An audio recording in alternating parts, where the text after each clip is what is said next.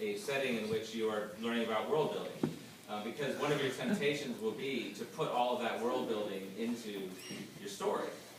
And your challenge is going to be to put only the stuff in the story that is essential for the story, whether that means essential for the reader to understand what's going on, or essential for the character point of view, which we'll talk about a little bit more later.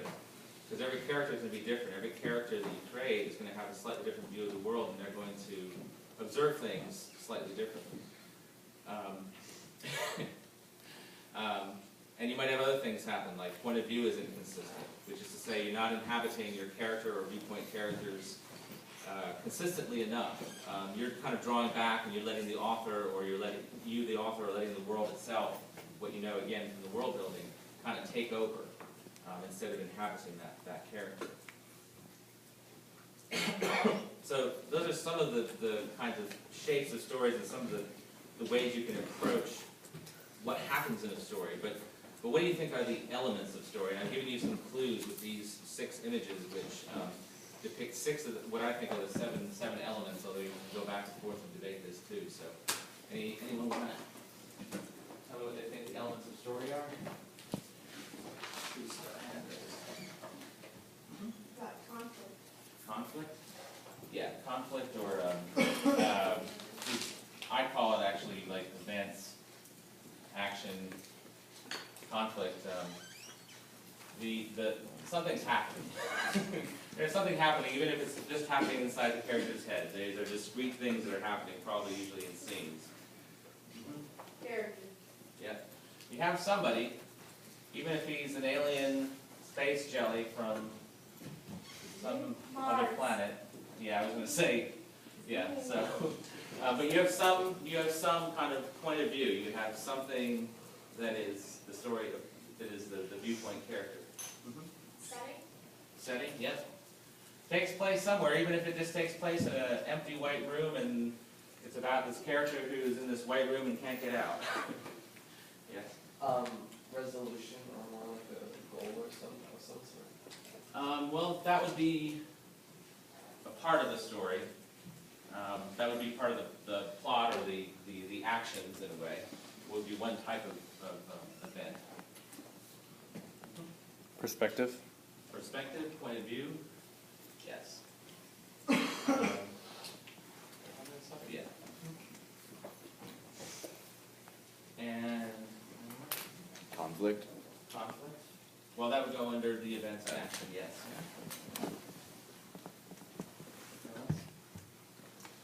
The body of the story, or the main piece? That again would be part of the fish.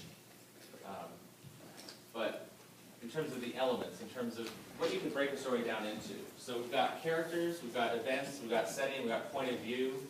What do you think? Conflict. Well, said that already. What do you think this is showing? Clearly that's conflict. That's conflict? The one at the bottom. How about No. description? We've already Yeah, gotten conflict's already conflict. said. So you have Well, it's like description, 5 you have times. some kind of description or exposition, if you want to call it that, so that's kind of a subset of it. Wait, Zach. What about what we're doing right now? Discussion? What would discussion be? Have we said conflict? Dialogue. We should draw a map. There's Raise your hand and say conflict.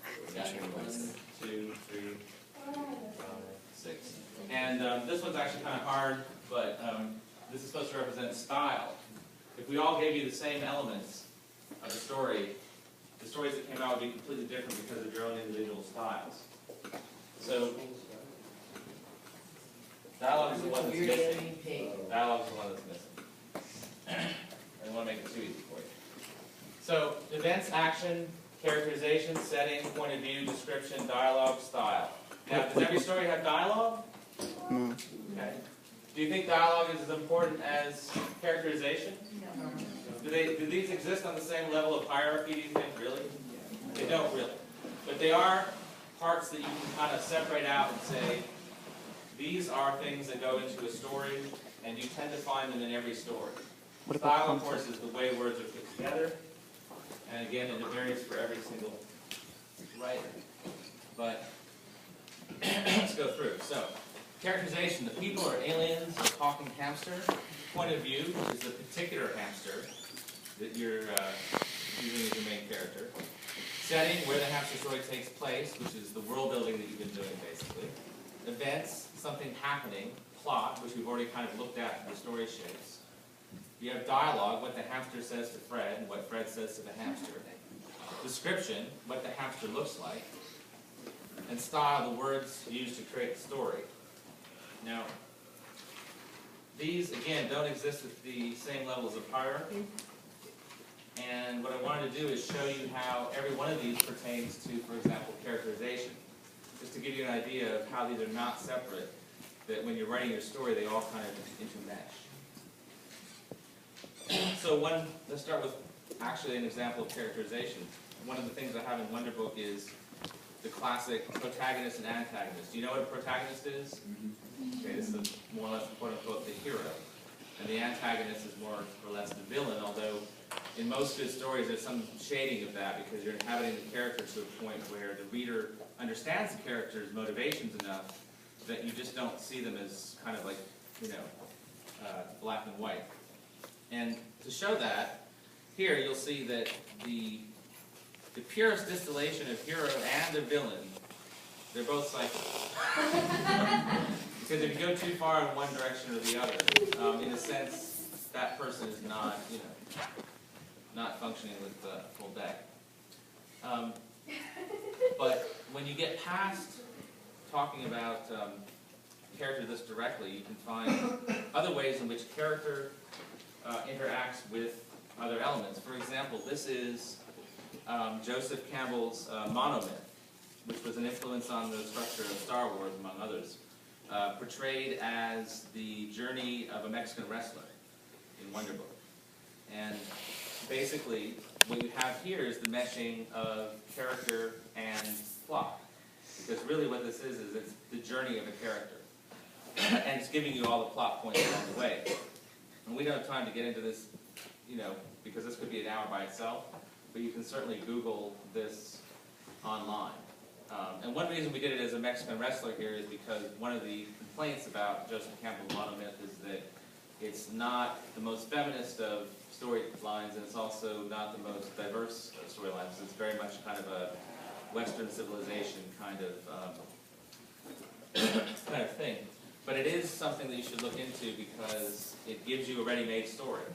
It gives you something that you can say, okay, well, this is exactly what would happen, and in perhaps a more natural way, in a more subconscious way than the plot things we showed earlier. But the point here is that, again, characterization and plot, in this case, are kind of intermeshed.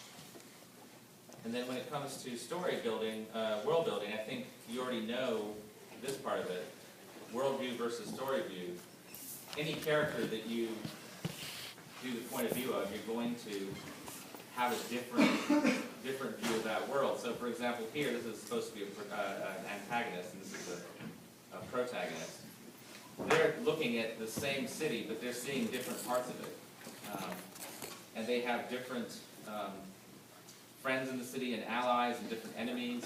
And they have a different perspective of what is going on in the city. And this person here, which could be like the omniscient point of view, seeing the entire world, has a different point of view again. So you have to think about, again, how setting is created by character. Even in a third-person point of view story, you're still kind of inhabiting that point of view.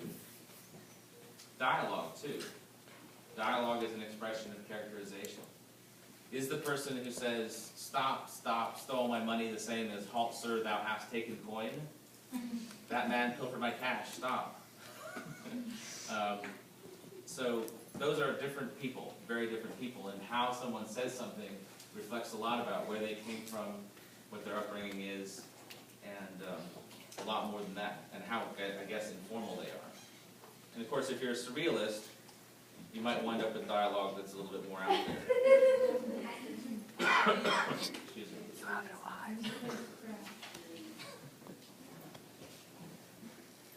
So what option have I left out here of these dialogue things, do you think? No dialogue? Right, the person who says nothing in that situation. Maybe the person who doesn't even ask for shelter but just barges in. and that's a different personality as well. What about description?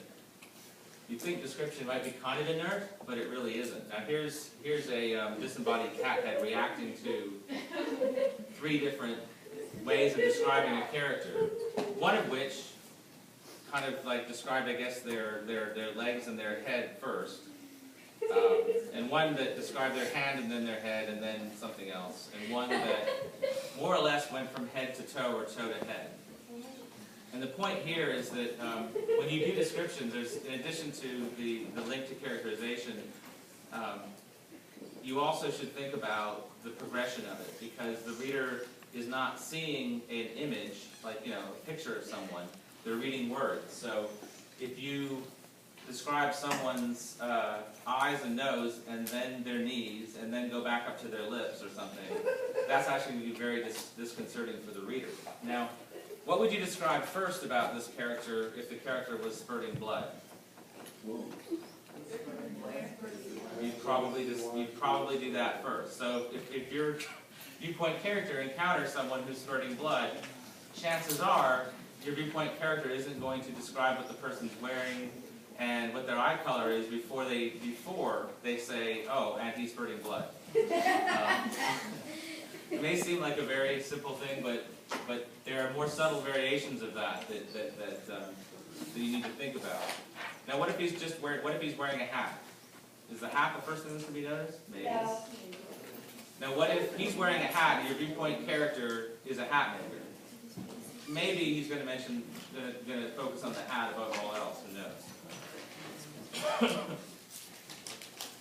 knows? Style too relates to character. Now here, this is kind of one of the more experimental pieces, but it kind of uses color swatches as examples of style. So you go from a minimal style to an invisible, and then a more muscular and a more lush style. And gives examples of writers on the side that use different styles. Now, you may use a variety of styles over the course of your career. You may have a character who's very verbose, and that means that you're using a lot of big words and long sentences because the viewpoint character, the first-person character, is that way. And you may have a base style that's more simple because you want it to be invisible and you don't want the reader to be thrown out by it. But different stories do require different styles, and sometimes it's because of the approach to characterization. For example, which of these 2 images would you say is more realistic? Okay. And if you were to render this in words, you probably would use a different style to get the effect on the left than you would on the right. Like the one on the right, I would say, is more like a fairy tale type effect. Like once upon a time, there was a king who married a hippo. And on the other side, it's a more psychologically realistic story. And it starts out, the king met the hippo in a bar in New York City. And, So again, style is affecting characterization. So all the elements kind of work together in different ways. And I could have found another way to show you the elements working for some other element, for some other part of the story. Like how does characterization affect setting, things like that.